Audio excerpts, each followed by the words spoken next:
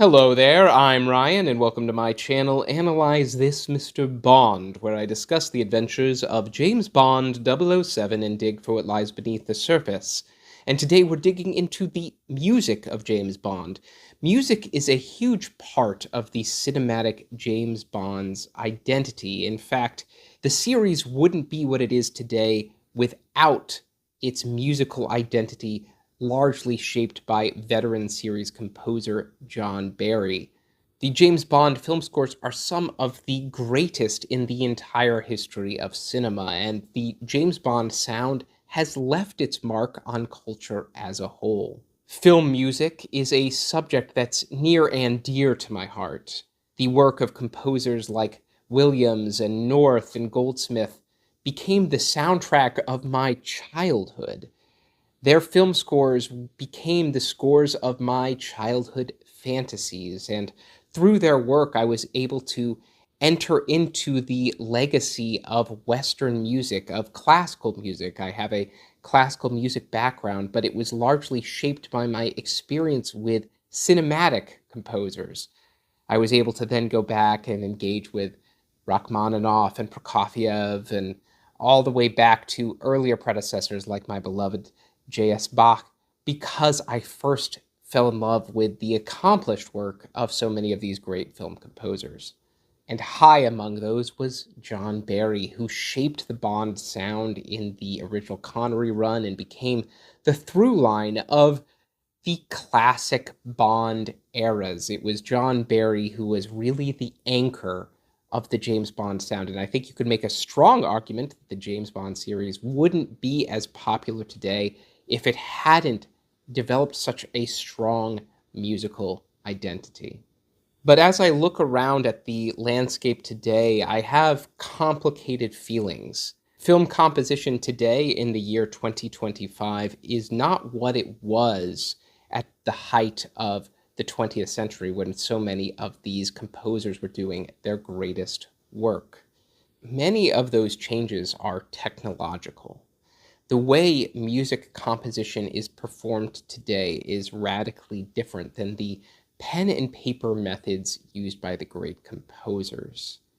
Technology has entered the film music space much as it has every other sphere of existence, and it has fundamentally altered not just the way composers compose. They now compose not at a piano but at a computer using synth mock-ups to pilot test their ideas as they compose, but it's also changed how film production works and film production's expectations of film composers.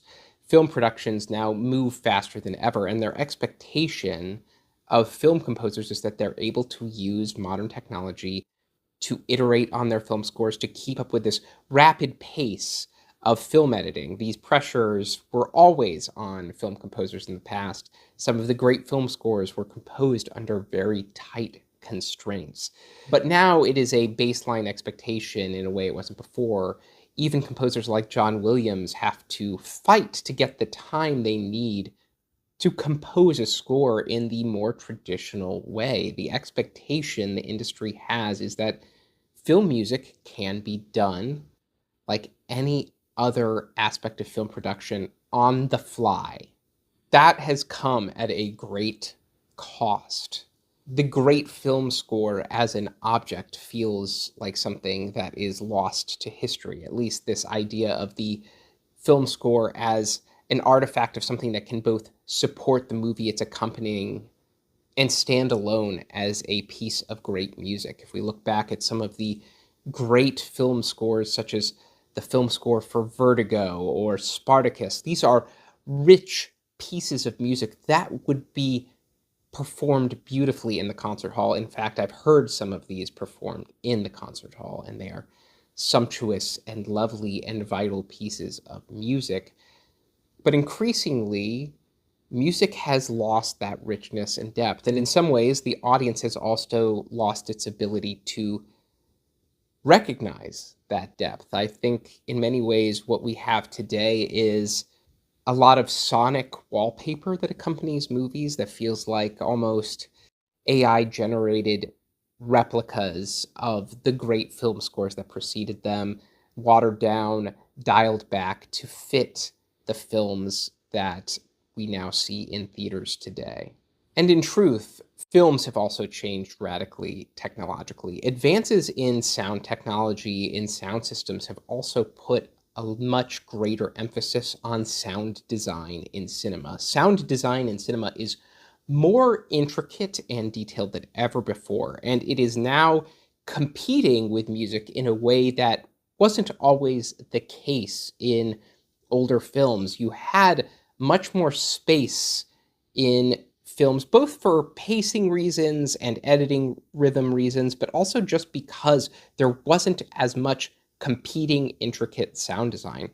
In an action film like a James Bond film today, the sound design is so intricate that sometimes the musical score is really bumping up against it. And there is a trade-off that filmmakers have to make when making a movie between emphasizing music and emphasizing sound. This is not a unique trade-off. If we go back to a movie like Goldeneye, one of the disputes director Martin Campbell had with composer Eric Serra is that his score wasn't able to stand up to the action sounds of the tank chase, and he wanted a different piece of music. And that's why we ended up with a new composer being brought in to score the tank chase so that that music could be heard alongside the constant barrage of sound effects. That's not a new trade-off, but now filmmakers invest a lot more in the sound design of their movies, and the expectation is that the film music is part of that broader soundscape. I think when you see a Christopher Nolan movie today,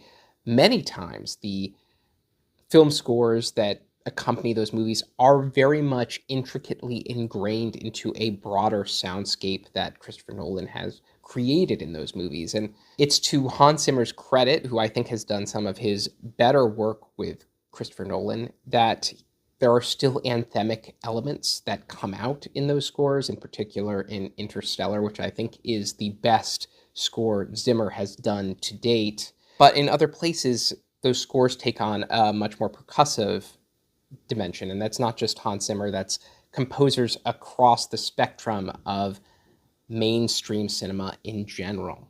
In fact, now it would be radically countercultural to have a movie like, say, Once Upon a Time in the West, which just gives such space to Ennio Morricone's score to just unfold over sparse, elongated images. The audience of today is not used to that rhythm, but that's the rhythm that made those movies. Those movies are music-centric in a way that the films of today are not. And in many ways, the classic Bond films are music-centric in a way that the Bond films of today are not. If you look at a film like Goldfinger and just look at the giant assault on Fort Knox sequence, the prominence of John Barry's score as the glue that holds that sequence together, as the element that is giving that sequence momentum and force,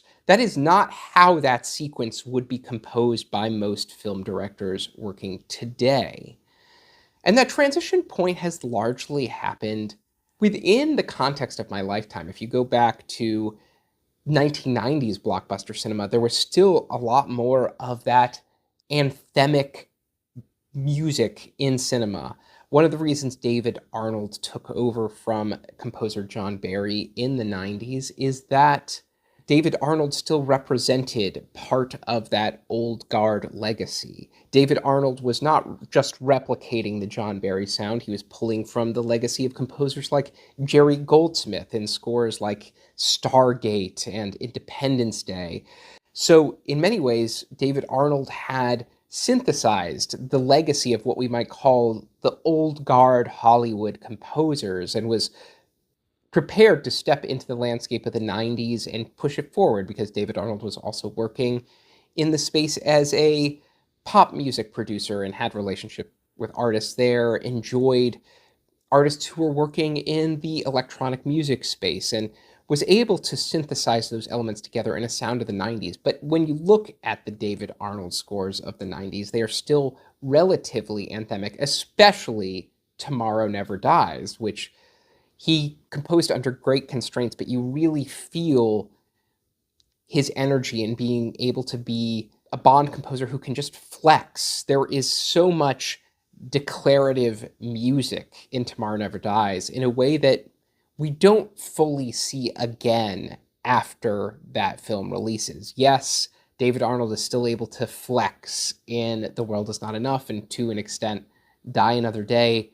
But after that point, it recedes a bit. The Bond music comes in bits and spurts. It's more of a sense of connective tissue when you really get these anthemic statements. By the time you get to Casino Royale, so many of the cues that Bond fans celebrate are not the meat and potato cues. They are not the big action sequence themes for the most part. For example, if you look at a cue like for Miami International, that action music, there are memorable bits in it, but a lot of it is just reinforcing what's happening on screen. There's not this big anthemic statement of "You Know My Name" in the way that you would expect in a John Barry score. If you go back and look at The Living Daylights, the way the Living Daylights theme becomes this big, almost jaunty, heroic theme during the action sequences in The Living Daylights, you don't see that in Casino Royale. And part of that is the shift in tone, but part of that is also just the lack of space to do it within that sequence. It's so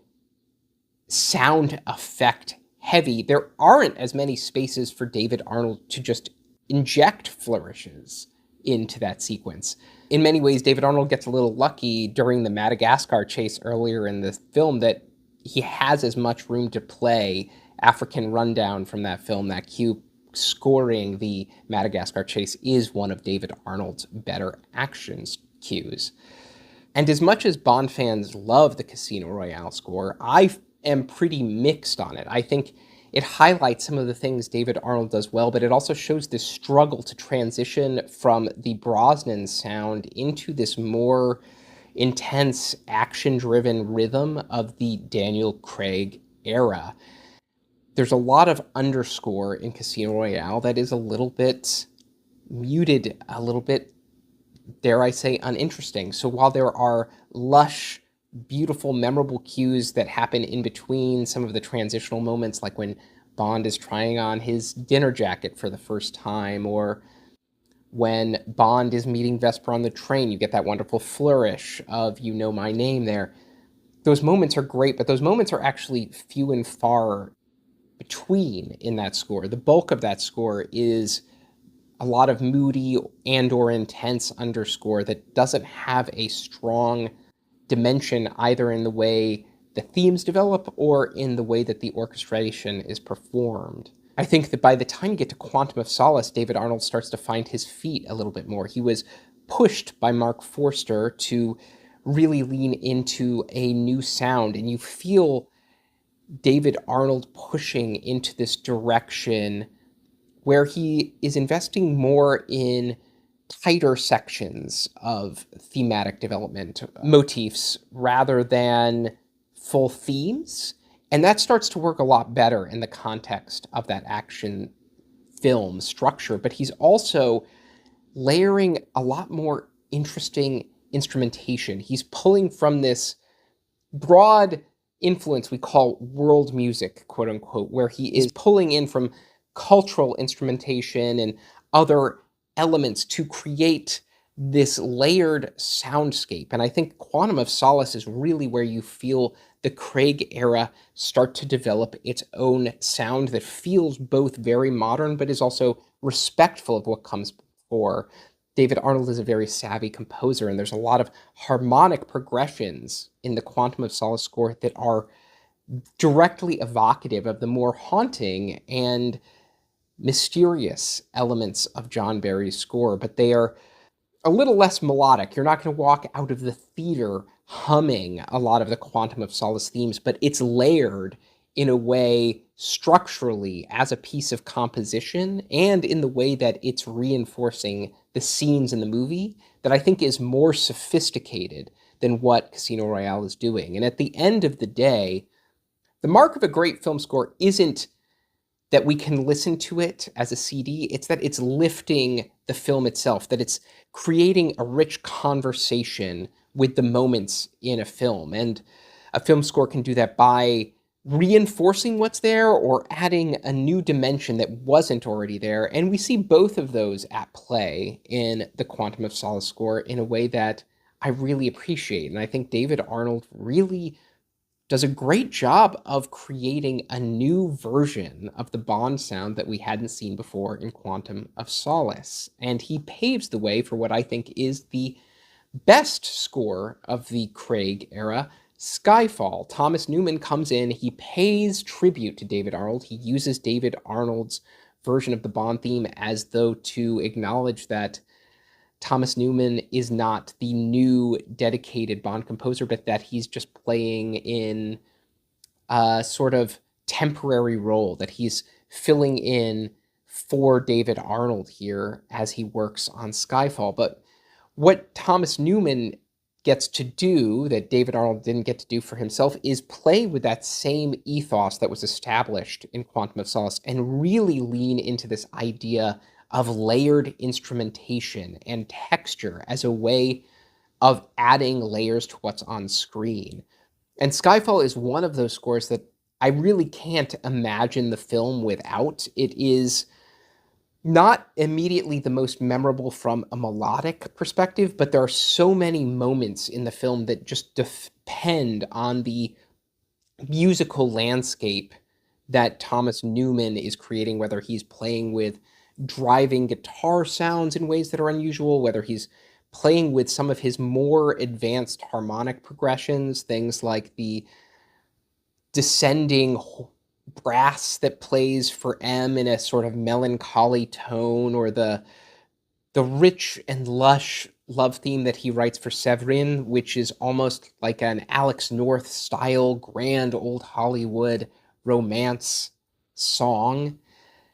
He's playing with all those textures in this film, but then he's also giving us these wonderful mood pieces that are, I think, some of the most striking moments in Bond music that we've had in a very long time. Things like the Shanghai driving sequence, which is just so unusual, using this sort of world music influence with a sort of jazzy feeling that feels very modern. It's taking this idea that jazz is central to the Bond sound, and it always has been, and pushing it in a very modern 2010s direction that is highly effective. And I think it all reaches this really wonderful crescendo by the time you get to Skyfall, and Newman leans into this very ethereal, quasi-ambient soundscape that just feels totally enmeshed with what's going on screen. It's one of those film scores that feels like it's extending